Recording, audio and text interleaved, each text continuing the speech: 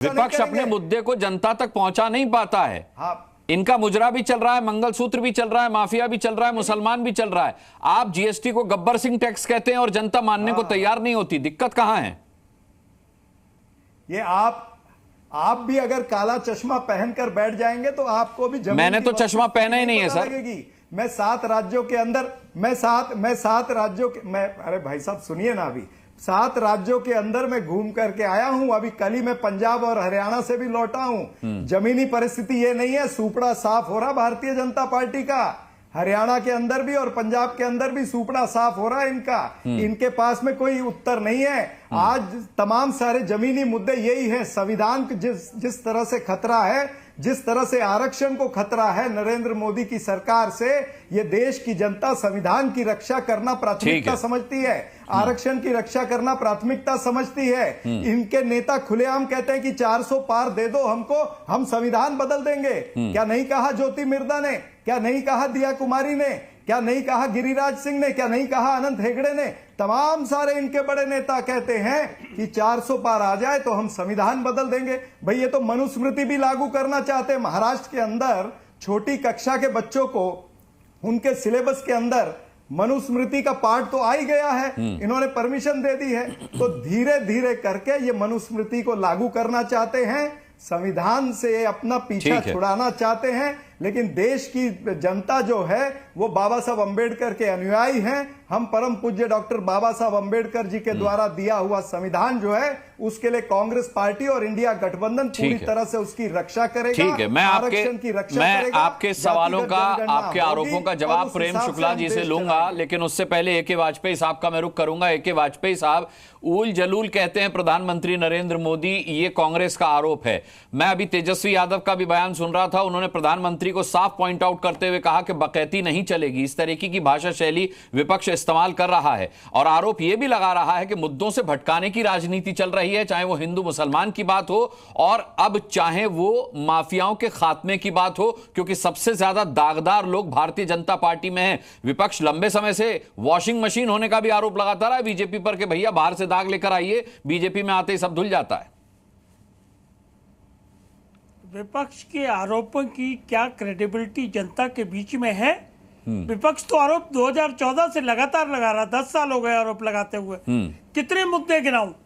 Rafale से शुरू होके, प्रधानमंत्री से शुरू होके, अडानी से लेके 20,000 करोड़ लेके, हिंडनबर्ग लेके, वॉशिंग मशीन लेके, ईडी सीबीआई का दुरुपयोग लेके, ये तो आरोप ही लगा रहे हैं ना। अभी लेटेस्ट इन्होंने लगाया था कि 17C इलेक्शन कमीशन की जो पोलिंग बढ़ी है उसको ऑन साइट डालिए और पिटीशन डाली, सुप्रीम कोर्ट ने डिसमिस कर दिया वो भी सारा का सारा। मतलब इनके आरोपों की कहां उसमें तथ्य है? कहीं कोई वजन है क्या? जनता के बीच में कोई क्रेडिबिलिटी है? जनता के बीच में कोई विश्वास है? और दूसरी तरफ आइए, प्रधानमंत्री जब कोई बात कहता है तो बगैर रिकॉर्ड के, बगैर तथ्य के, बगैर लीगल सपोर्ट के स्टेटमेंट नहीं दे सकते। ये ध्यान रखिए आप। हर चीज के पीछे तथ्य है, हर चीज के पीछे कानून है, हर चीज के पीछे सबूत है। और जहां तक योगी साहब का सवाल है, योगी साहब जब आए थे उन्होंने ये डिक्लेरेशन दिया था कि माफियाओं को उत्तर प्रदेश छोड़ना होगा, और छोड़े। देखिए, छोड़ने का मतलब होता है कि कानून के राज से ही छोड़ना पड़ेगा, और कानून से हुआ। उसमें हुआ क्या? कोर्ट में फैसले जल्दी हुए, जो अब्सकॉन्ड कर रहे थे उनको पकड़ के लाया गया, जो जेल बाहर की देश के राज्यों की जेल में छिप रहे थे उनको अपने राज्य में लाया गया। कोई कानून गैर कानूनी काम किसी मुख्यमंत्री ने नहीं किया है। ये बुलडोजर का जो आरोप लगाते हैं वो आरोप भी गलत है। बुलडोजर जब भी चलता है जब आपका मकान सरकारी जमीन पे बना होगा। बुलडोजर जब भी चलता है जब आपका मकान अनऑथराइज बना होगा, अदरवाइज बुलडोजर नहीं चल सकता। और बुलडोजर के लिए भी सुप्रीम कोर्ट गए, सुप्रीम कोर्ट ने फेंक के पिटीशन मारी। क्या जवाब है इनके पास? जनता में इसीलिए इनके किसी आरोप की कोई संज्ञान नहीं लिया जाता। इन्होंने अभी कोशिश की गुमराह करने की कि संविधान बदल देंगे। फौरन प्रधानमंत्री जी सामने आए, उन्होंने कहा जब तक मैं जिंदा हूं कोई संविधान को हाथ नहीं लगा सकता, और यहां तक कहा कि अगर बाबा साहब आ जाए तो भी संविधान नहीं बदलेगा। और ये तो खुद बदला इन्होंने संविधान। कांग्रेस का याद करिए, 42nd अमेंडमेंट किसने बदला था? सुप्रीम कोर्ट की सारी पावर छीन ली थी इन्होंने। ये किसकी बात कर रहे हैं? नहीं, लेकिन भारतीय जनता पार्टी के नेताओं को इस तरीके की बयानबाजी क्यों करने की जरूरत है कि प्रधानमंत्री को आकर के, गृह मंत्री को आकर के उस पर सफाई देनी पड़ती है? वाजपेयी जी नहीं, अगर देखिए जो हकीकत है उसको बताने में हम तो बार बार बताएंगे कि भाई संविधान के किसी एक चीज को किसी भी तरीके से 10 साल में कोई छेड़छाड़ की बगैर, इसके उल्टे क्या हुआ आप याद करिए। SC एक्ट, एट्रोसिटी एक्ट जो था वो सुप्रीम कोर्ट ने डाइल्यूट कर दिया। मोदी सरकार थी ये, उसने, मोदी सरकार ने पार्लियामेंट में अमेंड लाके उसको बाकायदा यथास्थिति बनाई। ठीक है, मैं आनंद दुबे जी का रुख कर लेता हूं। आनंद दुबे जी की बड़ी पैनी नजर रहती है उत्तर प्रदेश पर भी, और देखिए भगवा पहनकर वो बैठे हुए हैं, वो ज्यादा बेहतर आकलन और निष्पक्ष आकलन भी प्रस्तुत करेंगे। दोनों ही अपने अपने मुख्यमंत्रियों को नीट एंड क्लीन बता रहे हैं, चाहे वो भारतीय जनता पार्टी हो या समाजवादी पार्टी। आनंद दुबे जी, आपकी नजर से किसकी सरकार में लॉ एंड ऑर्डर ज्यादा बेहतर था? अखिलेश यादव की सरकार में या योगी आदित्यनाथ की सरकार में? अनुराग जी नमस्ते। नमस्ते। जैसे जैसे 7वें चरण का चुनाव नजदीक आ रहा है, भारतीय जनता पार्टी की सीटें भी गिर रही हैं और आदरणीय प्रधानमंत्री जी के भाषा की स्तर भी गिर रही है। आपने न हिंदुओं के ठीक से काम कर पाए, न मुसलमानों के लिए ठीक से काम कर पाए, न आपका मंगलसूत्र का मामला चल पा रहा है और न तो आपका माफिया का मामला चल पा रहा है। जब 7वें चरण में उत्तर प्रदेश में 13 सीटों के लिए चुनाव अभी बाकी हैं और 200 के पार आप जा नहीं पा रहे हैं, आप सोच रहे हैं कि इन 13 लोकसभा पे मैं कैसे जीत हासिल कर लूं। एक बनारस छोड़कर कहीं भी दाल गलने वाली नहीं है। और जिस प्रकार माफिया बात किया जा रहा है, पूर्वांचल में 1 दर्जन से ज्यादा माफिया हैं जो 40 गाड़ियों का काफिला लेके घूम रहे हैं, इंस्टाग्राम पर रील बना रहे हैं। मैं खुली चुनौती दे रहा हूं भाजपा के नेताओं को, देख लीजिए 50-50 असलहाधारी गनर उनके साथ राइफल लेके चल रहे हैं। वो लोग क्या हैं? वो लोग क्या कोई महात्मा है? सब माफिया ही हैं। मैं किसी का नाम लेकर किसी को बड़ा नहीं बनाना चाहता हूं। उन माफियाओं को भी मिट्टी में मिलाने की जरूरत है। वहां बीजेपी खुला ऑफर देती है, या ऊपर जाओ या जेल में जाओ या तो हमारे साथ आओ।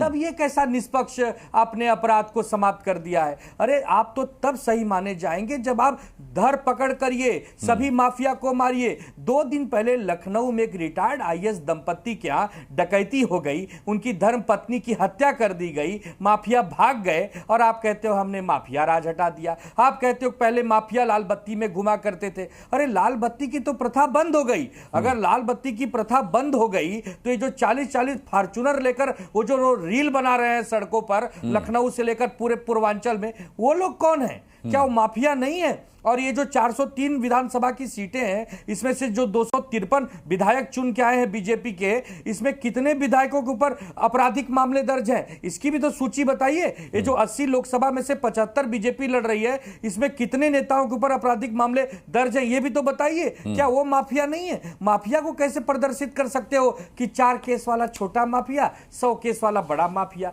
इस जाति धर्म का बड़ा माफिया, इस जाति धर्म का छोटा माफिया? अरे माफिया तो माफिया है, और इस माफिया की वजह से ही पूर्वांचल का विकास नहीं हो पा रहा। एक भी बड़ी इंडस्ट्री नहीं है, अडानी नहीं, रिलायंस नहीं, टाटा नहीं, महिंद्रा नहीं, जिंदल नहीं।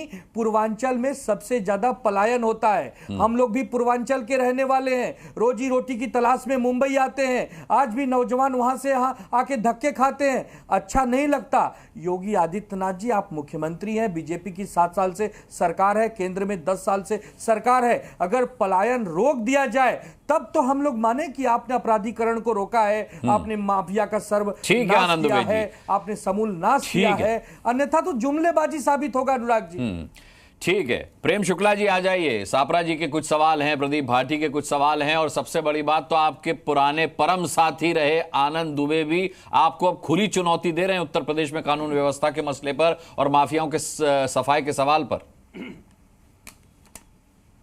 नहीं, मेरे प्रश्न में जैसे बोलना शुरू करूंगा वहां से कोलाहल मचेगा और अनुराग मुस्कान दूसरी जगह चले जाएंगे। तो मैं उत्तर दूंगा। मैं आपका जवाब पूरा होने से पहले कहीं नहीं जाऊंगा, लेकिन आपके बोलते पर अगर कोई सवाल पूछता है तो उसको रोकने में मुझे थोड़ा समय लगेगा, तो उतना समय दीजिएगा, नाराज मत होइए। चलिए, मैंने उसने सवाल नहीं पूछा, नहीं सवाल नहीं पूछा, कोलाहल मचाया गया और आपने बेईमानी की अनुराग जी। अरे मैं साफ तौर पर आपको मैं ही बेईमानी मिला हूं, दिखाई कमाल दी। कर रहे हैं प्रेम शुक्ला जी। बेईमानी है। इस डिबेट इसको में बेईमानी अभी तक कहते सबसे हैं। ज्यादा आप ही इसको बोले हैं, बेईमानी कहते हैं अनुराग जी। आप ही बोले हैं और बेईमानी का सबसे कम इल्जाम मुझ पे बोला लगा आप रहे हैं। चेक कर लीजिए। अगर ये बात नहीं, अगर चेक ये कर बात लीजिए। सापरा जी सबसे कहें, अधिक प्रदीप अगर ये भाटी बात बोले। आनंद दुबे मैं कहें, चुनौती वाजपेयी दे जी रहा कहें हूं तो मैं आपको, मान भी प्रदीप लूं। भाटी।